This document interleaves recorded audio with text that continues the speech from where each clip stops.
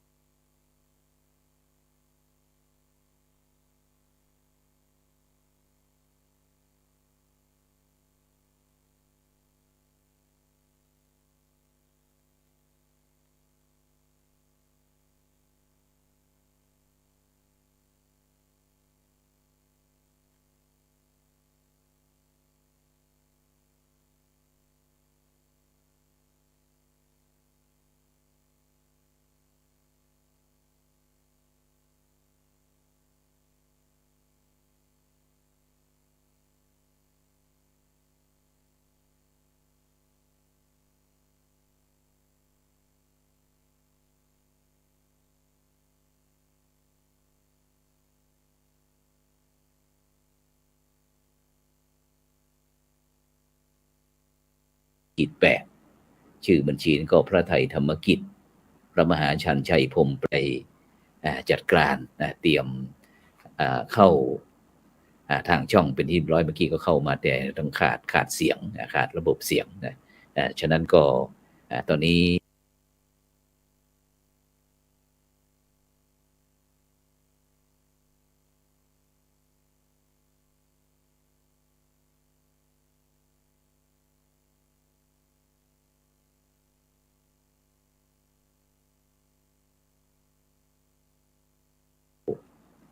ทางช่องเป็นที่ร้อยเมื่อกี้ก็เข้ามาแต่ตั้งข่าวนะก็ได้ไหวพระสมาทานศีลนะเจริญจิตภาวนาฟังพระธรรมเทศนานะซึ่งหลายท่านหลายคนก็ติดตามทางช่องทำเป็นทีมของเรานะซึ่งได้รับการสนับสนุนจากกรมการศาสนากระทรวงวัฒนธรรมได้จัดงบประมาณสนับสนุนให้เป็นค่าใช้จ่ายตลอด3 เดือนนะตลอด3 เดือนนะฉะนั้นก็บรรดาท่านผู้ฟังท่านผู้ชมก็ช่วยกดเป็นกำลังใจนะยิ่งอย่างที่พูดนั่นแหละเพราะว่ายิ่งแชร์มากก็ได้บุญมากนะเพราะว่าในสถานการณ์ปัจจุบันนี้ก็จำเป็นที่จะต้องมีการปรับวิถีในการดำเนินชีวิตนะไม่ว่าจะเป็นเรื่องการทำหน้าที่ทั้งการงานนะการเรียนการศึกษาอะไรต่างๆนะซึ่ง2 ปี3ย่างเข้าปีที่3นะเราก็ได้มีการปรับทางเป็นทั้งออนไลน์บ้างออนไซต์บ้างนะฉะนั้นวันนี้ก็เช่นเดียวกันตั้งแต่ภาคเช้านะซึ่งก็เป็นวันพระเป็นวันธรรมสวนะวันแห่งการฟังธรรมวันที่บรรดาพุทธบริษัทจะได้ทำหน้าที่บำเพ็ญบุญบำเพ็ญกุศลประจำนะวันพระนะฉะนั้นการปฏิบัติอย่างที่บรรดาท่านผู้ฟังท่านผู้ชมที่ได้วันนี้ถือว่าเป็นวันอาทิตย์ที่พิเศษนะ หลายท่านหลายคนก็ได้รักษาดีเดิมนะแล้วก็เพิ่มเติมดีใหม่นะซึ่งโดยเฉพาะนะการรักษาดีเดิมนะซึ่งหมายความว่าความดีอันเป็นพื้นฐานนะที่มีอยู่นะแล้วในจริตอัธยาศัยของเราเองเอามารักษาไว้นะแล้วก็ในขณะเดียวกันก็เพิ่มเติมดีใหม่ให้ใหม่ๆสดๆซิงๆให้กับชีวิตของเราเพราะว่าบางท่านไม่ว่าจะเป็นเรื่องทานนะเรื่องศีลนะเรื่องภาวนาอันที่จะเป็นบันไดไต่ไปสู่สวรรค์นะหรือว่าศีลสมาธิปัญญาอันจะเป็นบันไดไต่ไปถึงพระนิพพานนะฉะนั้นเราทั้งหลายได้เข้ามาวัดหลายท่านหลายคนก็อาจจะไม่ถึงวัดนะแล้วเพราะว่าอะไรเพราะว่าเราเข้ามาวัดแล้วเรามาวัดอะไรนะไม่ว่าจะเป็นเรื่องวัดศรัทธานะวัดความสามารถวัดบารมีวัดศักดิ์ศรีนะแล้วก็วัดศักดิ์สิทธิ์นะซึ่งสักครู่หนึ่งนะถ้าพระเดชพระคุณหลวงพ่อเดินทางมาหลวงพ่อก็คงจะได้คุยให้พวกเราฟังฉะนั้นก็บรรดาท่านผู้ฟังทั้งหลายนะก็ช่วยกระจายช่วยเผยแผ่ว่าในปัจจุบันนี้นอกจากที่เราจะติดตามรับฟังทางสถานีวิทยุ FM ขึ้น 104.50 เมกะเฮิรตซ์แล้วนะซึ่งเป็นตั้งอยู่ที่วัดฝายหินตำบลสุเทพอำเภอเมืองจังหวัดเชียงใหม่นะซึ่งก็ต้องกราบขอบพระคุณท่านอาจารย์พระครูสมุวิศวัตรวรกิจโจนะผู้อำนวยการสถานีวิทยุ FM ขึ้น 104.50 เมกะเฮิรตซ์นะที่ได้เมตตาได้เกี่ยวไลฟ์สดจากการรายการสดจากช่องทำเป็นทีมทีวีออนไลน์ของเราไม่ว่าจะเป็นทั้งวันศุกร์นั้นก็จะเป็นรายการสังฆพัฒนาเพื่อประชาชนสังฆพัฒนาเพื่อประชาชนซึ่งอาทิตย์วันศุกร์ก่อนก็ได้กราบนิมนต์คณะสงฆ์จากอำเภอสารพีท่านอาจารย์พระครูสาธรกิจโกศลพร้อมทั้งคณะทีมงานและพร้อมทั้งองค์กรปกครองส่วนท้องถิ่นทั้งสถานศึกษาแล้วก็ทางพี่น้องพุทธบริษัทสมาคมสมาพันธ์ชาวพุทธอำเภอสารพีก็ได้มาร่วมออกรายการของเราว่าในการขับเคลื่อนโดยชุมชนพลังบวรไม่ว่าจะเป็นบ้านวัดราชการโรงเรียนเราก็ต่างถ้อยทีถ้อยอาศัยกันเพื่อที่จะช่วยกันขับเคลื่อนบำบัดทุกข์บำรุงสุขคืนความสุขให้กับประชาชนนั่นเองฉะนั้นก็ต้องขอบคุณอนุโมทนาเป็นอย่างยิ่งนะที่หลายท่านหลายคนได้เป็นกำลังใจโดยการกดติดตามกดไลค์กดแชร์ฉะนั้นก็สามารถที่จะส่งข้อความเข้ามาอย่างตอนนี้คุณโยม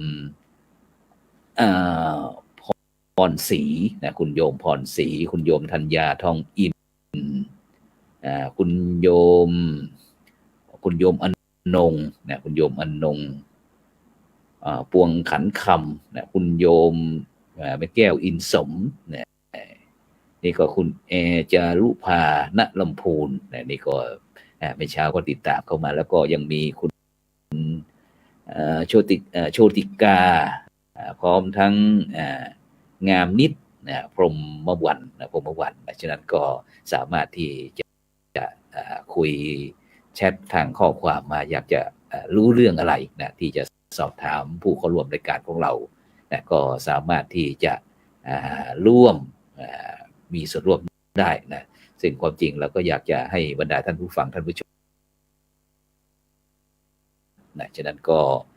ต้องขอบคุณอนุโมทนากับทุกท่านที่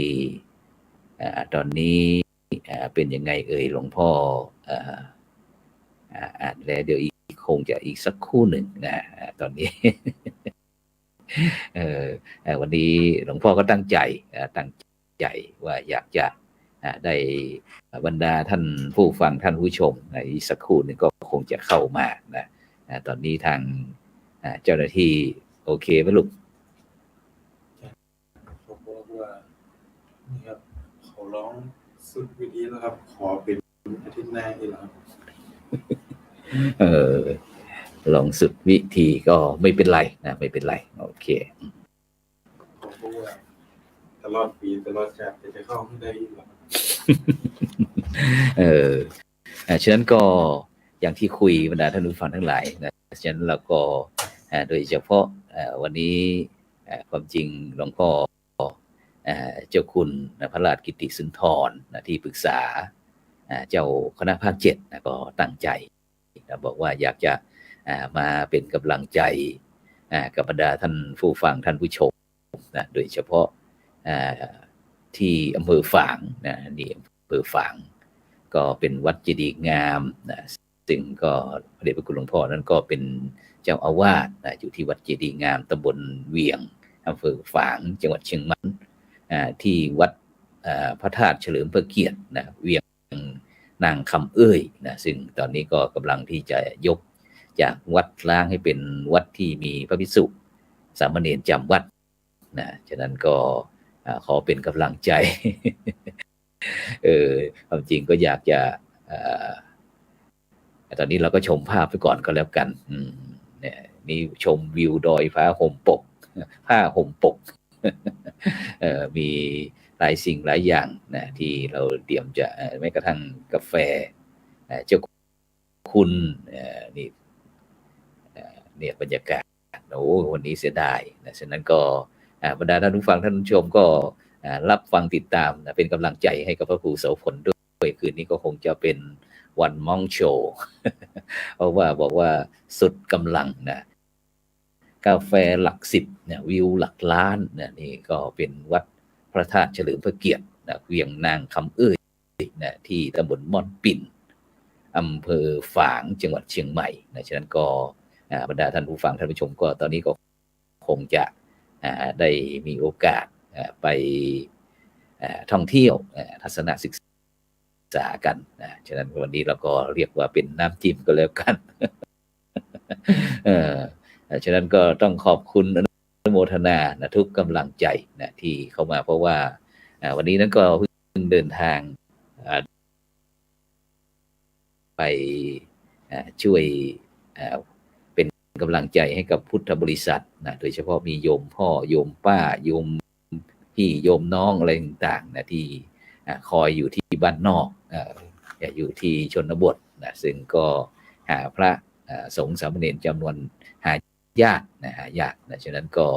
เลยต้องไปเป็นกำลังใจ15 ค่ำนี่ก็อยู่ที่เชียงใหม่8 ค่ำก็ไปที่วัดชนบทนะซึ่งก็เป็นวัดที่กำลังก่อสร้างใหม่ซึ่งก็ได้รับความเมตตาจากพระเดชพระคุณหลวงปู่พระพรหมมงคลหลวงปู่ทองสิริมังคโลนะซึ่งเมื่อครั้งที่หลวงปู่ยังมีไม่ละธาตุสังขารหลวงปู่ก็ได้เดินทางไปเปิดป้ายวัดพร้อมทั้งวางศิลาฤกษ์อุโบสถไว้นะหลวงปู่ก็ชมบอกว่าเป็นวัดป่า ฉะนั้นก็ปีนี้ก็เช่นเดียวกันปีนี้ก็หลังจากที่ออกพรรษานี่ก็จะมีการทอดกฐินสามัคคีเชียงใหม่แพร่นะฉะนั้นก็เชิญชวนให้กับบรรดาท่านผู้ฟังท่านผู้ชมที่ติดตามรายการสังฆพัฒนาเพื่อประชาชนพุทธศาสนา4 แผ่นดินหรือว่าเห็นธรรมเห็นเราเห็นธรรมก็สามารถที่จะร่วมเป็นเจ้าภาพกองละ299 บาทนะ299 บาทนะหรือว่าตามกำลังศรัทธาก็ได้นะซึ่งวันก่อนนั้นก็ต้องกราบขอบพระคุณหลวงพ่อพระครูสุจิตานุรักษ์ด็อกเตอร์นะเจ้าคณะอำเภอฝางนะเจ้าวัดพระบาทอุดมนะอำเภอฝางจังหวัดเชียงใหม่ก็ร่วมบริจาคมา21 กองหลวงพ่อบอกว่าจะทำบุญอุทิศให้กับโยมบิดานะโยมบิดาของหลวงพ่อพระครูสุจิตาอนุรักษ์นะฉะนั้นก็เลยนำข่าวกองบุญกองกุศลมาคุยในค่ำคืนนี้ก็แล้วกันนะเพราะว่าในคืนนี้นะความจริงก็ได้คุยกันนะแต่ก็เนื่องจากสถานการณ์ด้านเทคนิคนะอาจจะด้วยที่ฟ้าฝนไม่เป็นใจก็เลยต้องขอเลื่อนไปก่อนหลวงพ่อบอกว่าขอเลื่อนไปก่อนก็ไม่เป็นไรนะเมื่อกี้ก็คุยกันแป๊บหนึ่งนะแต่ก็หายไปนะเพราะว่าจะด้วยที่คลื่นระบบอินเทอร์เน็ตอะไรต่างๆนะถึงก็ไม่เป็นไรนะเราก็คุยกันไปตามความเป็นจริงนะยอมรับตามความเป็นจริงนะเพราะฉะนั้นบรรดาท่านผู้ฟังทั้งหลายซึ่งโดยเฉพาะ ในปัจจุบันเนี้ยในปัจจุบันนี้เราจะเห็นว่าการที่มนุษย์คนเรามาก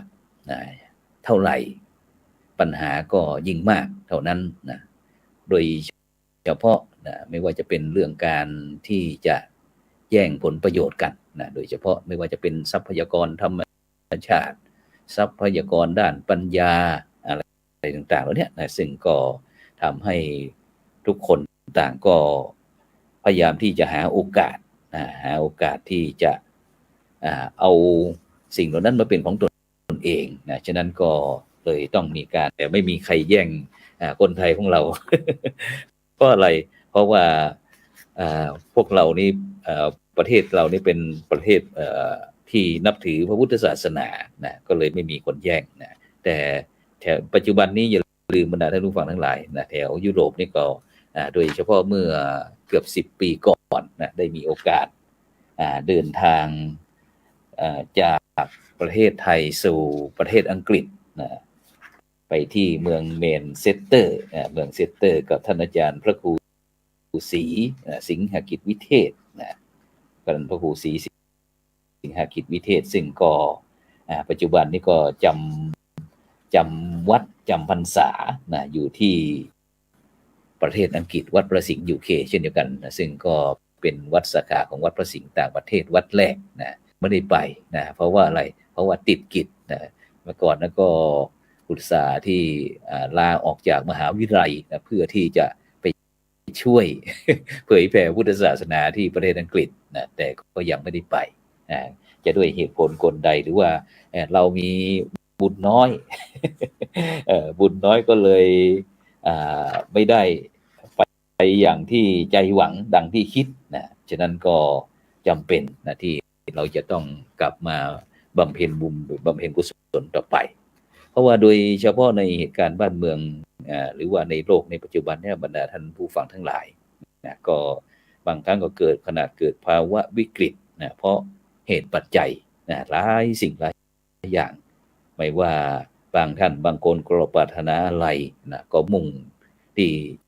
จะให้ได้ตามใจปรารถนาและเวลาที่กำหนดบางคนก็สร้างข่าวลือเพื่อผลทางจิตวิทยาหรือว่านักบริหารบางคนก็ทำอะไรก็มัวแต่ถือโชคเชื่อลาง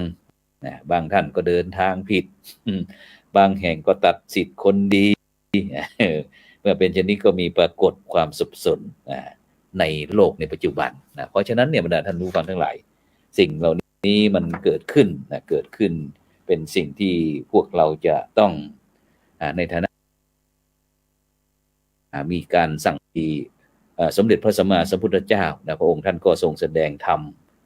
ว่าถ้าเป็นไปเพื่อระงับทุกข์ในสังคมปัจจุบันนี้แล้วก็เป็นธรรมที่มุ่งระงับความเบียดเบียนกันอย่างที่พระองค์บอกตรัสว่าอัพพยาปัชชังสุขังโลเกความไม่เบียดกันเป็นสุขในโลกเพราะฉะนั้นเนี่ยบรรดาท่านผู้ฟังทั้งหลายอย่างที่ทางโซเวียตหรือว่ายูเครนอะไรต่างๆที่เกิดขึ้นเนี่ยซึ่งองค์พระสัมมาสัมพุทธเจ้าก็ได้ตรัสไว้เมื่อ 2,000 กว่าปีว่าความไม่เบียดกันเป็นสุขในโลกฉะนั้นเพื่อสันติสุขตามภาษาโลกพระองค์ทรงสอนธรรมที่มุ่งบรรเทาการเบียดเบียนกันก็ได้แก่ความเมตตาแล้วก็การเสียสละว่ากันแล้วเนี่ยบรรดาท่านผู้ฟังทั้งหลายเฉพาะเมตตาแล้วเนี่ยเป็นบารมีธรรมที่สำคัญสำหรับสังคมซึ่งเมตตาในทางพุทธศาสนาของเราแปลว่าความรักใคร่ความสนิทสนมหวังความสุขความเจริญของเพื่อนมนุษย์เป็นที่ตั้งเป็นอุบายให้คนอยู่ร่วมกันได้ด้วยความรักฉะนั้นเนี่ยอย่างวันก่อนได้มีโอกาสเดินทางไปที่วัดปทุมคงคาไปแสดงมุทิตาจิตต่อพระเดชพระคุณหลวงพ่อพระพรหมเสนาบดีเจ้าคณะภาค7กรรมการมหาเถรสมาคมที่ได้เมตตาได้ให้ศิษยานุศิษย์ได้นิมนต์พระครูโสพลปริยัติไปก็ได้ไปกราบถวายหลวงพ่อว่ากราบขอบพระคุณหลวงพ่อที่เมตตาต่อพระบ้านนอกคอกนาที่ ให้รับใช้นะโดยเฉพาะอย่างโครงการหมู่บ้านรักษาศีล 5นะซึ่งเมื่อครั้งที่หลวงปู่พระพรหมมงคลหลวงปู่ทองสิริมังคโลดำรงตำแหน่งประธานคณะกรรมการคนเหนือนะแล้วก็มีพระเดชพระคุณหลวงพ่อพระพรหมเสนาบดีเป็นคณะกรรมการประธานคณะกรรมการส่วนกลางนะซึ่งก็มีความปรารถนาดีก็เช่นเดียวกันก็คือเรื่องความเมตตาที่อยากจะให้พุทธบริษัทหรือว่าประชาชนคนไทยเนี่ยได้น้อมนำเอาหลักศีล 5ไปประพฤติปฏิบัติเพื่อความสุขความเจริญของเพื่อนมนุษย์เป็นที่ตั้งเช่นเดียวกันเพราะฉะนั้นเนี่ยบรรดาท่านผู้ฟังทั้งหลายเมื่อกี้บอกว่าความเมตตาเนี่ยความรักใคร่ความสนิทสนมความหวังความสุขความเจริญต่อเพื่อนมนุษย์เนี่ยเป็นอุบายให้คนอยู่ร่วมกันด้วยความรักนะแล้วก็ย่อมมีคุณอย่างใหญ่หลวงแก่สังคมประเทศชาติบ้านเมืองหรือว่าทั่วโลกซึ่งตรงกันข้ามนะภัยอันใดที่จะมาร้ายแรงเท่ากับความเห็นแก่ตัวไม่มีซึ่งโดยธรรมชาติแล้วในความเห็นแก่ตัวเนี่ยจะทำอะไรให้ใครก็มักจะดีดลูกคิดนะอย่างที่พี่น้องคนจีนที่เมื่อก่อนเวลาขายของอะไรก็หรือว่าจะคิดเงินเขาจะใช้ลูกคิดนะเพราะว่าเราไม่มีเครื่องคิดเลขก็ต้องคิดซะก่อนคนในปัจจุบันจะทำอะไรก็ต้องคิดหน้าคิดหลังเกงฝนลงหน้าตนจะได้อะไรนะหากว่าแน่ใจว่าจะได้มากกว่าเสียนะจึงจะยอมลงทุนทำดีแก่ผู้อื่นเพราะฉะนั้นเนี่ยบรรดาท่านผู้ฟังทั้งหลายสังคมอุดมดาดดื่นอยู่ด้วยการลงทุนแบบเนี้ยจึงมีเรื่องวุ่นวายไม่รู้จักจบสิ้นแม้พระจะสั่งสอนเรียกร้องให้คนทั้งโลกให้มีความเมตตาต่อกันก็ไม่ค่อยจะได้ผลแต่อย่างไรเสียโลกหรือว่าสังคมก็จำเป็นนะที่จะต้องอาศัยความเมตตาอันเป็นที่มาของการสงเคราะห์อนุเคราะห์ซึ่งกันและกันแม้จะไม่มีคนทั่วไปนะก็ยังอยู่ในหัวใจพ่อแม่เพราะฉะนั้นเนี่ยโลกสันนิวาสคือมนุษย์หมู่มนุษย์จึงทรงอยู่ได้นะถ้าขาดความรักแบบพ่อแบบแม่รักลูกเสียแล้วก็เป็นอันว่าโลกนี้หมดความรักนะไม่มีหลักประกันอะไรนะซึ่งมีชาดกนะอยู่เรื่องหนึ่งเป็นเรื่องราวที่ชี้ชัดถึงความสำคัญของความเมตตาธรรมอันเป็นธาตุแท้หรือว่าวิญญาณของพระโพธิสัตว์เป็นอย่างดีซึ่งสมัยหนึ่งพระโพธิสัตว์ได้อุบัติในตระกูลพราหมณ์มหาศาลหัวหน้าหมู่บ้านชื่อว่าสาลินีแห่งแคว้นมคธซึ่งมารดาบิดาก็ตั้งชื่อให้ว่าพรหมกุมารพรหมกุมารเมื่อเจริญวัยได้ศึกษาวิชาการจบไตรเพศแล้วต่อมาก็ได้เป็นอาจารย์ที่สั่งสอนศิษยานุศิษย์ซึ่งเป็นพราหมณ์มานพประมาณ500คนแต่เมื่อสิ้นมารดาบิดาแล้วเนี่ยพรหมกุมารก็เกิดเบื่อหน่ายในเพศฆราวาสวิสัยซึ่งก็มองไม่เห็นสาระประโยชน์ในกองสมบัติก็เลยประชุมศิษย์มอบหน้าที่การศึกษาให้ศิษย์ทั้งหลายอบรมแนะนำกันเองเสร็จแล้วท่านก็ออกไปสู่ป่าพรหมบุตรพรหมกุมารก็เดินทางเข้าสู่ป่าเพื่อที่จะประพฤติพรหมจรรย์ถือเอาวิเวกความสงบเป็นสหายสนิทต่อไปซึ่งก็ปรากฏว่ามีศิษย์จำนวนไม่น้อยที่ติดตามอาจารย์พรหมกุมารไปถือเพศเป็นฤาษีด้วยซึ่งก็ทุกคนก็พากันไปตั้งสำนักบำเพ็ญตบะอยู่ในป่าซึ่งก็เพียบพร้อมไปด้วยขุนเขาผลหมากรากไม้อาหารป่าต่างๆเลี้ยงชีพ อาศัยด้วยกันในป่าตามประสาฤาษีแล้วก็มีได้เมื่อทุกคนได้ที่พักเป็นที่เรียบร้อยแล้วก็ได้ตั้งกติกาของนักพจน์กลุ่มนี้ว่าให้ทุกคนทำตัวเป็นประโยชน์แก่ผู้อื่นให้มากที่สุดการที่ได้ทำให้ผู้อื่นมีความสุขนั้นถือว่าเป็นโชคลาภเพราะฉะนั้นเนี่ยบรรดาท่านผู้ฟังทั้งหลายดาบททุกคนจึงประสงค์ที่จะรับใช้ผู้อื่นอยู่เป็นปกติดังนี้เหมือนกันข้อที่ทุกท่านละอายนักละอายหนาก็อยู่ตรงที่ปล่อยตนให้เป็นภาระผู้อื่นและการเอารัดเอาเปรียบเพื่อนดาบทด้วยกันพระมดาบทผู้เป็นอาจารย์นอกจากที่จะพร่ำเตือนให้สติแก่หมู่ศิษย์ดังนี้แล้วท่านยังปฏิบัติตนเป็นแบบอย่างอันศักดิ์สิทธิ์ให้กับบรรดาศิษย์ให้เห็นและก็ยอมรับ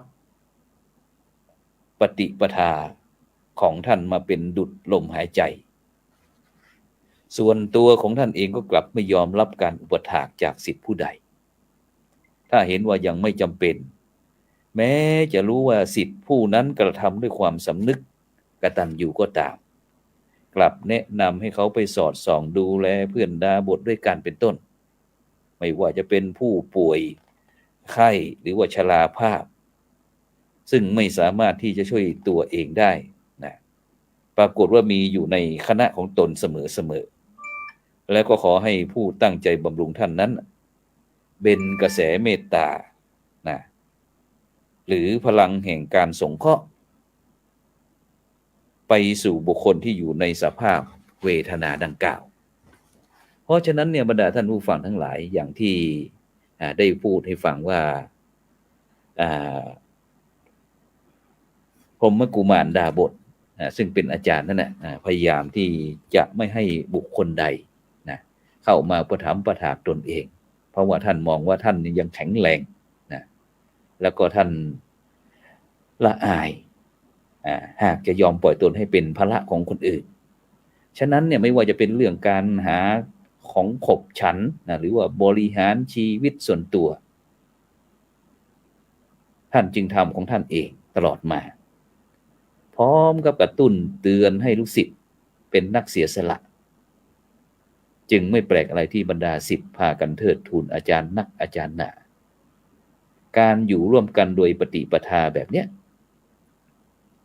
ทำให้สังคมที่ปราศจากช่องว่างนะ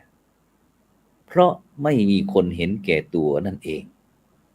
อันว่าช่องว่างของสังคมทุกสังคมนั้นมันเกิดจากคนสร้างขึ้นเอง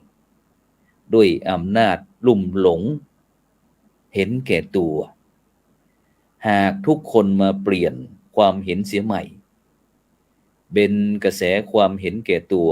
ให้มาเห็นแก่ผู้อื่นเสียได้เช่นนี้ความขัดแย้งตัดรอนกันก็จะไม่มีได้ชื่อว่าช่องว่างนั้นอยู่ถูกเชื่อมประสานเป็นสังคมที่ไม่ทนทุรภาพพิกลพิการ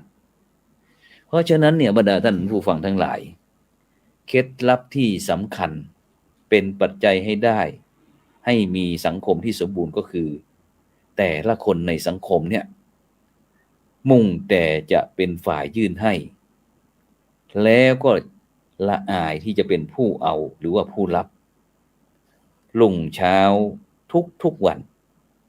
หลังจากที่อาจารย์ฤาษีได้กระทำกิจวัตรแล้วต่างก็แยกย้ายกันออกไปหาอาหารบริโภคซึ่งก็ได้แก่ผลละหมากรากไม้เผือกมันในป่าส่วนพรหมดาบทผู้เป็นอาจารย์นั้นก็มักจะไปเมตไตยะไปกับเมตไตยะซึ่งได้รับแต่งตั้งเป็นหัวหน้าศิษย์ทั้งเนี้ยก็เพราะท่านอาจารย์พรหมดาบทได้ตั้งใจอยู่ว่าจะมอบภาระการนำหมู่คณะแก่เมตไตยะหลังจากที่ท่านได้ล่วงลับไปแล้วเหตุที่เล็งเห็นว่าอัธยาศัยของเมตไตยะกว้างขวางหนักแน่น พอที่จะรับการถ่ายทอดมรดกทางแนวความคิดนะจากท่านได้จนกระทั่งวันหนึ่งเมตยะกลับมาสู่สำนักแต่เพียงผู้เดียวได้บอกแก่เพื่อนศิษยานุศิษย์ว่าอาจารย์ของตนตายเสียแล้วตายอยู่ที่เชิงเขาแห่งหนึ่งสิ่งที่ทำให้อาจารย์ตายนั่นก็คือเสือแม่ลูกอ่อนซึ่งบรรดาศิษยานุศิษย์เมื่อทราบข่าวร้ายว่าอาจารย์ตายต่างก็คิดลงโทษเมตยะด้วยเหตุผลที่ไม่คุ้มครองปกป้องชีวิตอาจารย์มาปล่อยให้เสือทำร้ายอาจารย์เมตยะจึงตกเป็นจำเลยของสังคมดาบทไปโดยปริยายดาบททุกคนต่างก็ลุมล้อมเข้ามาซักฟอกประกาศโทษของเมตยะด้วยคารมอันรุนแรงเมตยะก็ดาบทก็อดทนแม้จะถูกลุมโจมตีอย่างไรก็ไม่โกรธเพราะท่านมองเห็นว่าความผิดหวังความสูญเสียอันเป็นที่รักที่สุดบูชาก็ย่อมจะพาให้วิปลาสขาดสติไร้เหตุผลไปท่านจึงเห็นใจนึกอภัยให้แก่การหยาบคายคำหยาบคายของเพื่อนดาบทแล้วก็รวบรวมกำลังใจด้วยความเมตตาแก่ดาบทเหล่านั้นว่าไม่มีประโยชน์อะไรหรอกเพื่อนเอ๋ยที่เราจะมาหาความผิดให้แก่กันในเมื่อเราต่างก็เป็นผู้สูญเสียอยู่ด้วยกันเรามาช่วยกันพิจารณาหาเหตุผลในเรื่องที่เกิดขึ้นแล้วดีกว่าจะทำให้เราได้ประโยชน์จากเรื่องที่เป็นโทษซึ่งอาจารย์เคยสอนพวกเราว่าจงเลือกเฟ้นหาสาระสิ่งที่ไร้สาระทำสิ่งที่มีปกติเป็นโทษให้กลายเป็นคุณแปลสิ่งที่เป็นทุกข์ให้เป็นสติปัญญาเรื่องที่เกิดก็เป็นอันว่าได้เกิดขึ้นแล้วเราไม่มีทางที่จะป้องกันเพราะไม่มีใครสามารถกลับไปจัดการกับเหตุที่เกิดขึ้นเมื่อวานนี้ได้ฉะนั้นเนี่ยเรื่องที่พวกเราควรจะทำจึงอยู่ที่หันหน้าเข้าหาประโยชน์จากการตายของอาจารย์เราจะดีกว่านะเมตยากล่าวอย่างนี้นะเสร็จแล้วก็มีดาบทท่านหนึ่งตะโกนขึ้นถามว่าท่านคิดว่าประโยชน์จากการความตายยังมีอยู่อีกหรือนะเมตยะก็ตอบยืนยันว่ามีอยู่อย่างแน่นอนเพื่อนดาบททั้งหลายท่านผู้เจริญขอให้ระงับอารมณ์โทมนัสเสียคอยฟังข้าพเจ้าจะเล่าเรื่องทั้งหมดให้ท่านทั้งหลายทราบทั่วกันแล้วจะได้ทราบว่าการตายของอาจารย์เนี่ยไม่สูญเปล่าเป็นการตายที่มีความหมายที่ยิ่งใหญ่มีค่ามากมายแก่โลกเหมือนได้ถ่ายบาปให้แก่ชาวโลกด้วยชีวิตของท่านเพราะท่านตายเพื่อมุ่งที่จะพดุงหลักของโลกไว้เพื่อชาวโลกทั้งหลายจะได้อยู่ร่วมกันอย่างเป็นสุขสิ่งที่ชาวโลกได้รับนั่นคือสำคัญเหลือเกินนะก็ดาบทก็เลยบอกถ้าอย่างนั้นก็จงเล่าเรื่องให้พวกเราฟังเถอะพวกเราอยากทราบว่าอาจารย์ทำไมจึงถูกเสือกินนะซึ่งเมตยะก็ได้เล่าเรื่องว่าวันเนี้ยข้าพเจ้าได้ตามอาจารย์ไปถึงเงื่อมผายังไม่ทันได้พืชผลไม้ที่ตั้งใจจะหาอาจารย์ได้มองไปยังเบื้องล่างเชิงภูผาแล้วก็หันมาบอกข้าพเจ้ามองดูสิ่งหนึ่งคือแม่เสือตัวหนึ่งสังเกตว่าได้เพิ่งคลอดลูกใหม่ๆเมื่อแม่เสือก็กำลังอยู่ในสภาพที่อ่อนเพลียสังเกตมันเฝ้าจ้องมองลูกของมันด้วยดวงตาที่คุฉุนคุชนไปด้วยความหิวโหยมีอาการกระสับกระส่ายตรงเข้าไปหาลูกน้อยทำท่าเหมือนจะตะบบจะจับลูกกินแล้วก็ถอยหลังลังเลด้วยอำนาจสำนึกในหัวใจของแม่แต่แล้วมันก็มีอาการทุรนทุราย ตรงเข้าหาลูกน้อยอีกนะมันทำอยู่อย่างเนี้ยหลายครั้งข้าพเจ้าเห็นอาจารย์มองภาพนั้นนิ่งแล้วก็ดูหานออกมาว่านั่นแม่เสือจะกินลูกนะนั่นแม่เสือจะกินลูกนั่นแม่เสือจะกินลูกโอ้หนอนะวัฏฏะสงสารนี้ช่างชั่วร้ายน่าขยงยิ่งนักแม่กำลังจะกินสายโลหิตเพียงแต่จะรักษาชีวิตของตนไว้เท่านั้นหรือชีวิตนี้เพียงแต่ลมหายใจเท่านั้นจะมีความหมายอย่างไรเล่าใบหน้าและแววตาของอาจารย์ราวกับมองเห็นแดนนรกอยู่ตรงหน้าพรางปรงอนิจจังสังเวชเมตยะ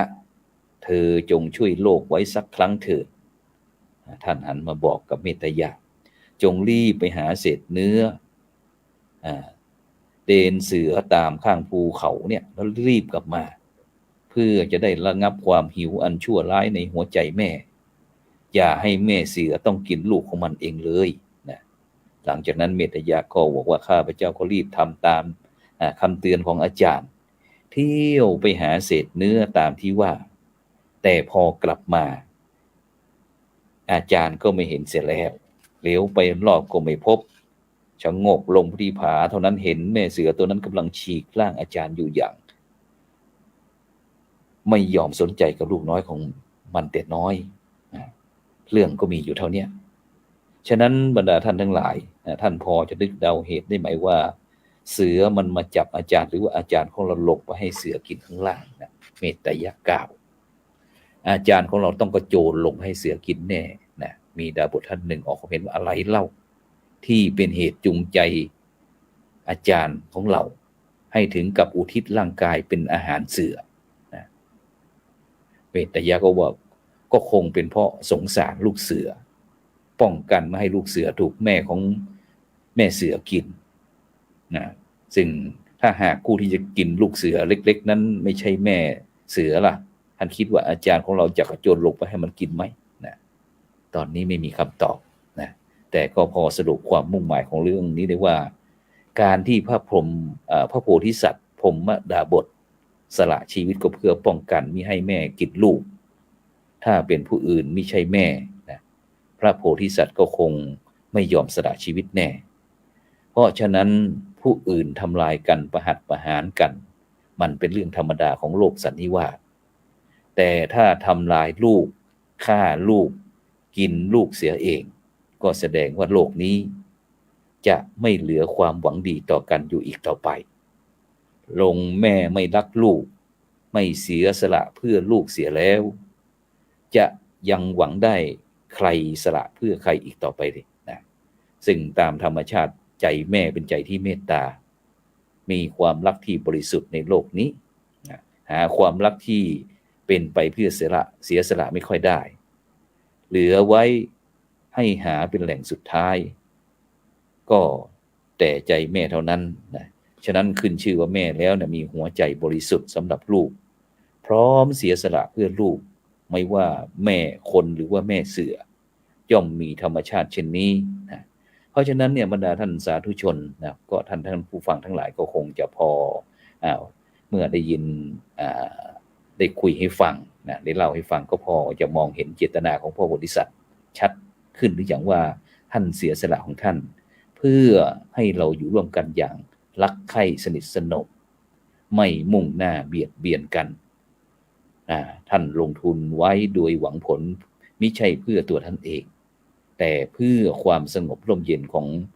เพื่อนมนุษย์ชาวโลกเพราะฉะนั้นบรรดาท่านผู้ฟังทั้งหลายสังคมไทย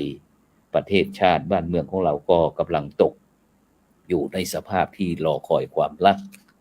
ความเมตตาเพราะมนุษย์มหาภัยกำลังวางแผนวางวงระบาดไปทั่วทุกแห่งนะด้วยเหตุที่มนุษย์ในสังคมจ้องมองกันด้วยประสงค์ร้ายชิงไหวชิงพลิบเพื่อจะเป็นฝ่ายได้เปรียบซึ่งก็เท่ากับพวกเราพากันหันหลังให้แก่วิญญาณพระโพธิสัตว์หรือว่าหลักพระพุทธศาสนานั่นเองซึ่งก็ไม่มีวิธีใดนะที่จะบรรเทา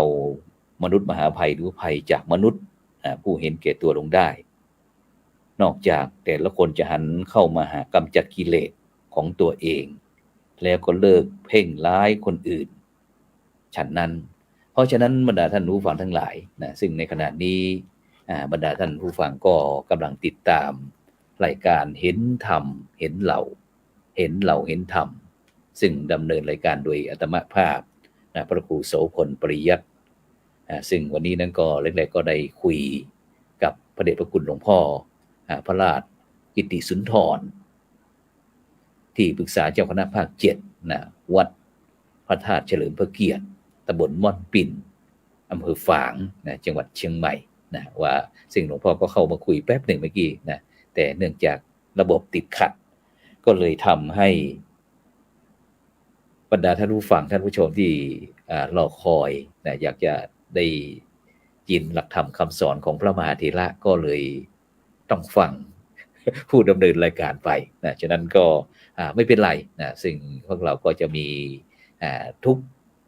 ศุกร์เสาร์อาทิตย์นะโดยเฉพาะในช่วงเทศกาลเข้าพรรษานี่ก็เพิ่มวันพระวันธรรมสวรรค์วันแห่งการฟังธรรมในช่วงเวลา 9 นาฬิกานะจนถึงเวลา 11 นาฬิกานะซึ่งในเช้านี้ก็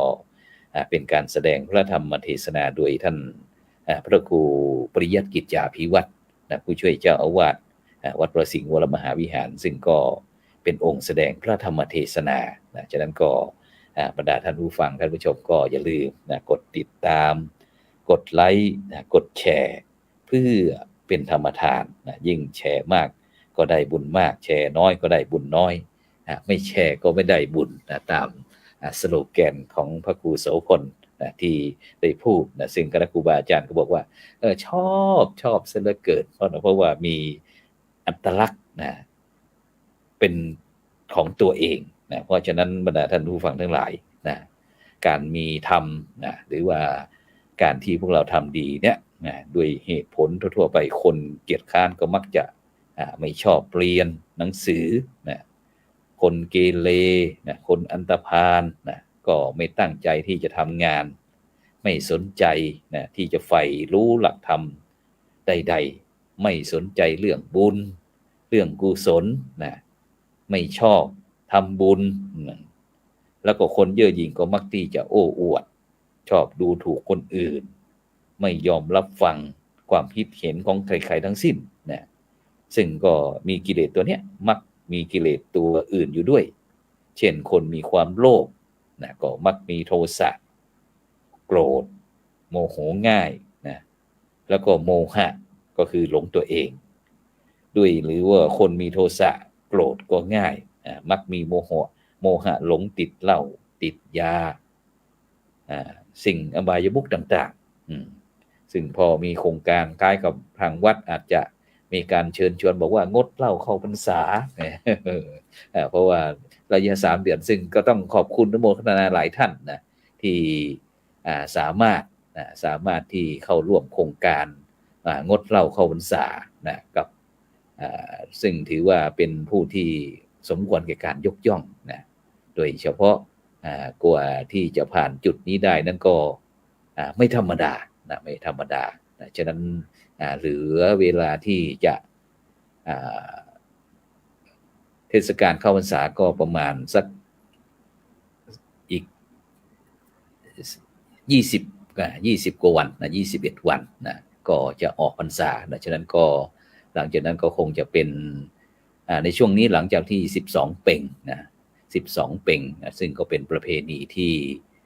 ทางล้านนาของเรานะหรือว่าคนเมืองของเราก็มีความเชื่อว่าพญายมราชนะก็จะปล่อยวิญญาณของผู้ที่เสียชีวิตนะกลับมายังสู่โลกมนุษย์นะเพื่อที่จะรับอานิสงส์ส่วนบุญส่วนกุศลนะหลังจากที่12 เพ็งจนถึงนู่นแหละออกพรรษานะฉะนั้นก็จะมีประเพณีตาลกวยสลากนะประเพณีตาลกวยสลากนะฉะนั้นก็เมื่อ12 เพ็งที่ผ่านมาก็ได้มีโอกาสเดินทางไปร่วมประเพณีตาลกวยสลากย้อมที่วัดพระธาตุหฤพุนชัยจังหวัดลำพูนนะซึ่งก็หลวงพ่อได้เมตตา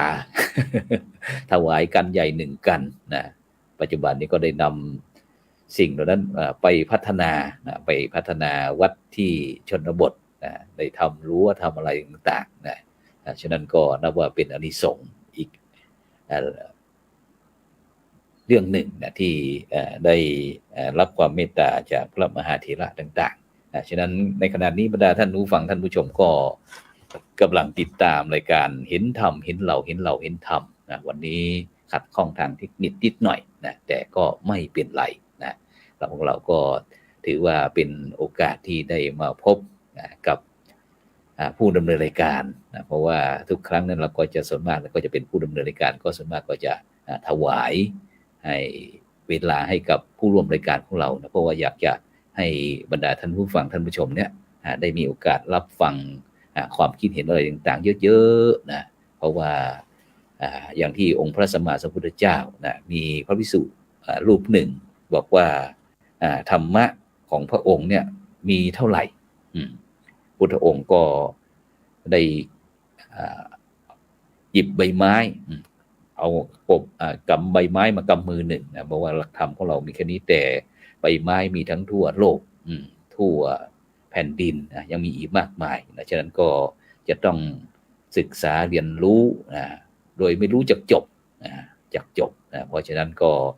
บรรดาท่านผู้ฟังได้รับฟังจากเจ้าคณะพระสังฆาธิการพระมหาเถระต่างๆก็ถือว่าเป็นบุญเป็นกุศลที่พวกเราได้รับฟังสิ่งดีๆที่ได้รับการคัดกันกรองจากคณะครูบาอาจารย์ของเราเพื่อที่จะบำบัดทุกข์บำรุงสุขให้กับบรรดาท่านผู้ฟังท่านผู้ชมฉะนั้นก็ในวันที่23เดี๋ยวคุยเรื่องข่าวประชาสัมพันธ์สักนิดหนึ่งเกี่ยวกับหน่วยอบรมประชาชนหนเหนือซึ่งมีกำหนดการที่จะประชุมหน่วยอบรมประชาชนประจำหนเหนือซึ่งพระเดชพระคุณหลวงพ่อพระพรหมเสนาบดีท่านได้ส่งมาที่ไลน์กลุ่มว่าในวันที่วันศุกร์ที่23เดือนกันยายนนี้ก็จะมีการประชุมเชิงปฏิบัติการโดยโครงการการพัฒนาประสิทธิภาพการดำเนินงานหน่วยอบรมประชาชนประจำตำบลโดยสำนักงานคณะกรรมการอบรมประชาชนกลางหรือว่าอปก.ร่วมกับสำนักงานพุทธศาสนาแห่งชาติก็จะได้พร้อมทั้งภาคีเครือข่ายจัดในรูปแบบในพื้นที่ก็ออนไซต์แล้วก็มีออนไลน์ด้วยที่คณะสงฆ์หนเหนือประจำคณะสงฆ์หนเหนือที่ห้องประชุมพระมหาราชมังคลาจารย์